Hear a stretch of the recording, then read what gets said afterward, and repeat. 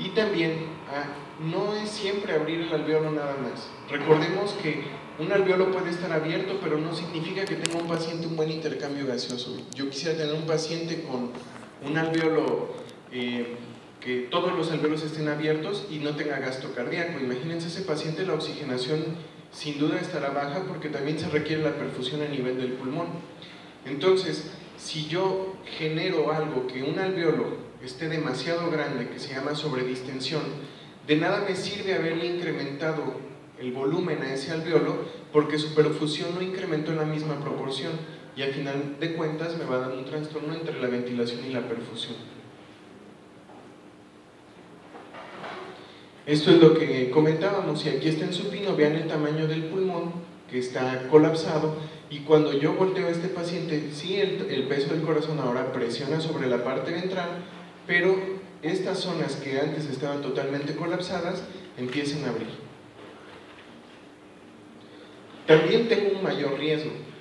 Si yo prono al paciente y dejo el ventilador como lo tenía antes, pues le voy a estar metiendo volúmenes corrientes, le voy a estar metiendo las presiones que estaba exponiendo antes, pero ahora tener mayor zona de alvéolos abiertos, si yo no establezco una ventilación protectora para estos alvéolos, lo puedo seguir dañando.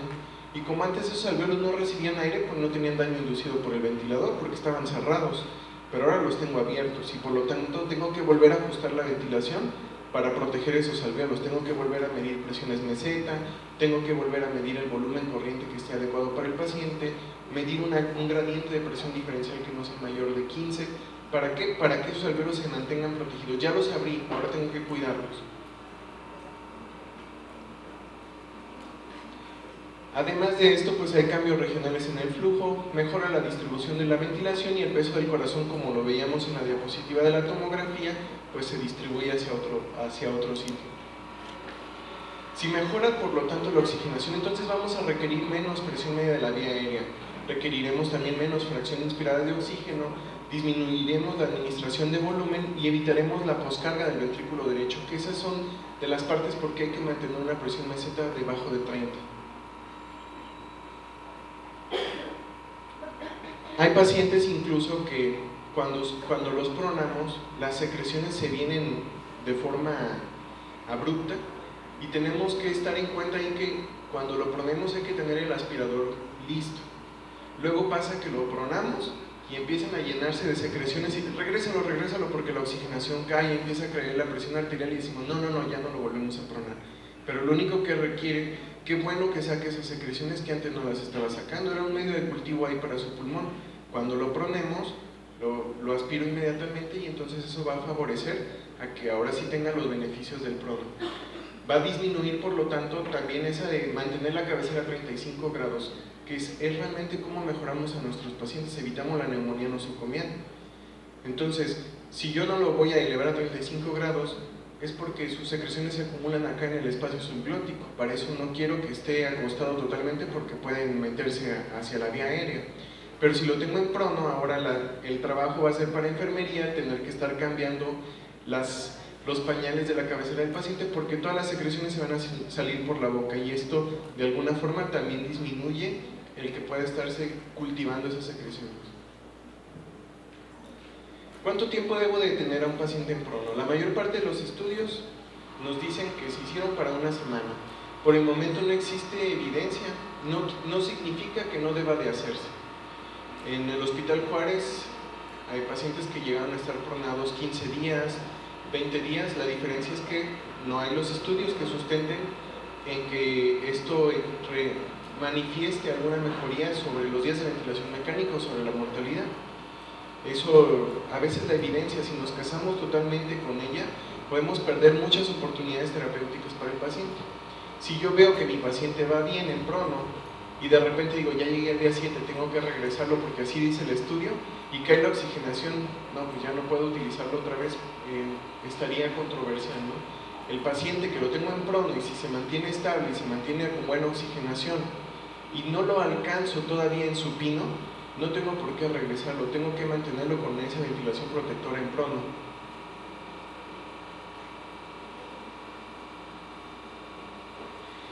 Existen muchos estudios metaanálisis y demás, en los que, por ejemplo, aquí lo único que quiero que alcancen a ver es cuánto pronaban, por ejemplo, 6 horas, 10 días, 8 horas por día, por 4 días, 10 días, 8 días, 4 días, o sea, cada uno, ustedes pueden diseñar su estudio Oaxaca si así quieren, y de repente decir, vamos a hacer todos un prono por el tiempo que sea necesario, y vamos a ver cuántos días se requirieron de prono y qué criterios había, ¿no? Porque cada quien diseña su estudio, lo único que tenemos nosotros en general es que no mantenemos ese orden de publicar nuestros resultados, ¿no? Y de ver qué es lo que está pasando con nuestras poblaciones. Pero en general en este estudio, en este metaanálisis, lo que se ve es que pues hay una sobrevida mayor en lo que es el grupo de pacientes en prono.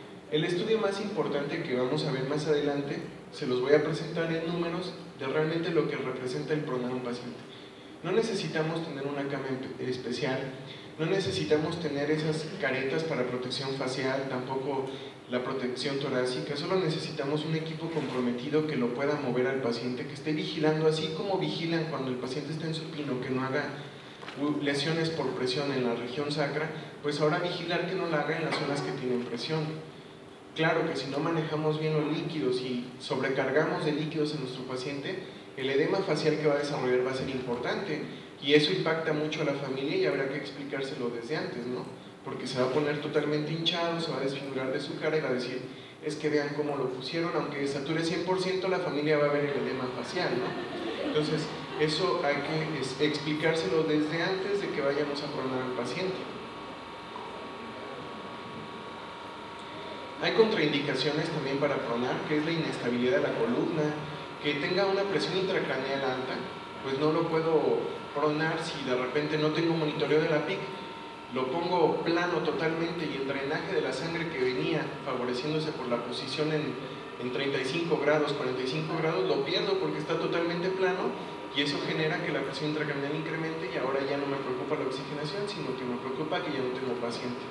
Hay contraindicaciones relativas como son el embarazo, abdomen abierto, fracturas inestables y alta dependencia de uso de catéteres. O sea, también hay que tener cuidado si tengo norepinefrina, vasopresina o adrenalina, dopamina, la amina que esté utilizando a dosis considerables, que sea un paciente totalmente lábil, pues cuando lo prone tendré que hacer énfasis en que el catéter, las vías no se doblen, no se vaya a arrancar nada, porque si no lo que va a pasar es que el paciente va a colapsar hemodinámicamente al momento de que lo prone. También la inestabilidad hemodinámica es una contraindicación relativa. Realmente hemos pronado pacientes embarazadas, lo único que hay que hacer es que la presión no se genere principalmente sobre el abdomen, hay que ponerles mejor presión sobre el tórax y sobre la cadera para que el abdomen quede liberado, ¿sí? Hay complicaciones por sí solos, como que muchos pacientes al mover las secreciones, al ocluir la cánula, se van a desaturar. Van a presentar también inestabilidad hemodinámica y pueden presentar hipotensión. Hay muchas como la extubación incidental, el retiro del catéter y el daño de la piel por presión, que lo tenemos tanto en supino como en prono.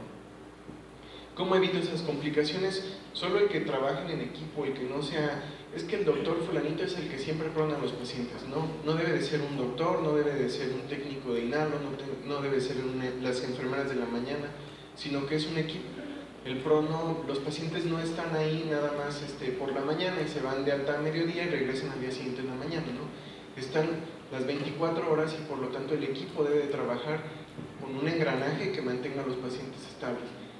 No lo vamos a hacer generalmente de la mejor manera, ojalá se pudiera en el primer paciente, pero sin duda el hacerlo de forma repetitiva va a hacer que mejoremos esto y nos va a dar la experiencia suficiente. Este es el estudio que mostró la mayor evidencia, que es de New England, salió ya, ya pasó un año, en el cual la distribución de los pacientes prácticamente fue similar, el manejo ventilatorio que presentó en ambos pacientes fue similar, y a lo que quiero llegar con estos estudios, es que vean esta curva. Nosotros tenemos la probabilidad de sobrevivir hasta los 90 días y observamos que el grupo de supino presentó una mayor probabilidad de sobrevida de lo que tiene un paciente que fue manejado con prono. No significa tampoco que a todos los que lleguen voy a pronar. Hay indicaciones para estos pacientes, ¿sí? O sea, satura 90%, sí, pero ni siquiera lo hemos conectado al ventilador, ¿no? Entonces, no tiene por qué estar pronado. Hay que hacer primero cosas en supino porque probablemente no se requiera el prono y no es un paciente grave de pulmón. Este estudio mostró que a los 28 días el riesgo absoluto se reducía en 16.8% y a los 90 días el riesgo absoluto en 17.4%. Esta es la mortalidad de un grupo contra la mortalidad que presentó el otro grupo. Entonces, ¿quiénes son los pacientes candidatos a prono? Aquellos que ya tengan un PIB mayor de 5, aquellos que ya mantengan una FiO2 mayor del 60% y que a pesar de estas dos cosas mantengan la relación PaO2-FiO2 menor de 100. Esos son los pacientes que la evidencia muestra que van a tener resultados muy parecidos a los que se comentaron anteriormente. Si tiene 200, 250, el beneficio del prono no va a ser el que se muestra en esta población. Esos son los pacientes en la unidad de cuidados intensivos del Hospital Juárez. No es una limitante el peso, no es una limitante las camas, no es una limitante la ausencia de dispositivos o demás cosas, porque ese es un paciente pronado en el servicio de urgencias, en la raza. Entonces, pues tiene hasta un 0, creo que ya ni existen. Entonces, bueno, sí, todavía, pero no se necesita mayor cosa más que alguien se pegue ahí, un equipo esté ahí con él, para estar cuidando que pues, el paciente tenga buena saturación, tenga buena presión antes y después de pronar. Podemos hacerlo también, como viene en este video que está en el artículo de New England, si alguien tiene la oportunidad de revisarlo, vienen todos los pasos de cómo es que se realiza el prono de forma segura, ¿no? Para comentarles pues, rápidamente, este paciente no es un paciente que esté sencillo de mover, ¿no? Está conectado obviamente al ventilador, está conectado a una bomba, bueno, a múltiples bombas con múltiples vías de acceso al paciente y además pues no es un paciente que se vea totalmente fácil, así como los que miden medio metro y nada más uno con la mano los puede pronar, ¿no? Entonces, este equipo yo no veo que haya aquí un experto en prono, ni tampoco veo que esté el jefe o alguien, el adscrito, nadie. Es un equipo que está coordinado solamente, que es lo que se necesita. Es como si todos tradujéramos lo que se hace en ACLS, lo que hace AJA para todos. Cada quien tiene que aprender lo que le toca, nada más. Yo sé que a ella le toca cuidar el circuito y cuidar de que no se vaya a desconectar. Ella no tiene por qué estar vigilando que las vías estén bien o no. Ella tiene su función y es lo único que tiene que hacer. Son 3 personas. No se necesitan 15 camilleros, porque luego llegan 15 camilleros y los 15 camilleros se suben a la cama y ya no hay espacio para poner al paciente, ¿no?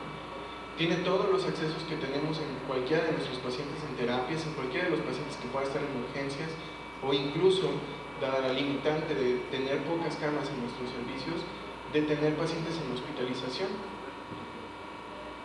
Y lo único es hacerlo de forma sistemática. El video, si gustan, lo pueden revisar para que no intervenga con los primeros 5 minutos del partido.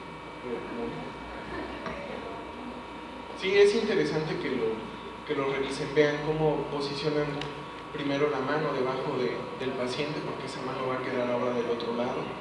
Tienen que verificar que el circuito esté suficiente. No lo voy a mover de primera instancia a voltearlo, sino que primero lo que voy a hacer es hacer un movimiento horizontal, acercarlo hacia la orilla de la cama. Incluso ya le están ahí tendiendo su cama para que cuando esté pronadito esté con sus sábanas limpias, bien estiraditas, para que no haya problema.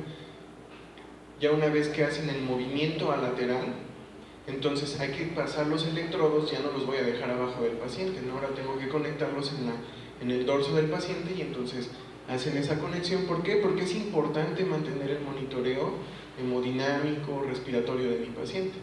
No lo desconecto de todo y lo prono, y cuando lo conecto ya no tiene frecuencia, ya no hay paciente, ¿no? Sino que tengo que hacerlo con seguridad. Y véanlo, prácticamente con esos movimientos el paciente casi se va poniendo solito de lado. Nada más es cómo establecen todo de forma organizada, 3 personas, no se necesitó más, y lo único es la coordinación y el asignar funciones para cada uno de los miembros. Viene el regreso de cómo lo hacen, que es prácticamente lo mismo, pero ahora al revés, ¿no? Entonces, ¿qué es lo que debo de llevarme de esta plática nada más? El prono no es exclusivo para centros de mayor soporte. El trabajo en equipo brindará los mejores resultados en el prono. Los pacientes que se benefician de prono son los que están graves de su pulmón nada más. El tiempo de prono es determinado por cada centro de atención, aunque ahorita no tenemos estudios que nos digan más de 7 días. El prono lo retiro cuando el soporte ventilatorio que requiere el paciente pueda ser alcanzado en supino. Si tengo PIP de 15 en prono y sé que cuando lo voltee se va a deteriorar, híjole, a menos que le quiera poner 20 de PIP en supino, pues lo haré, ¿no? Bueno, ese es nuestro hospital, cualquier cosa, ese es mi email, con gusto les puedo enviar la presentación y el video para que lo tengan y lo puedan desarrollar en sus centros.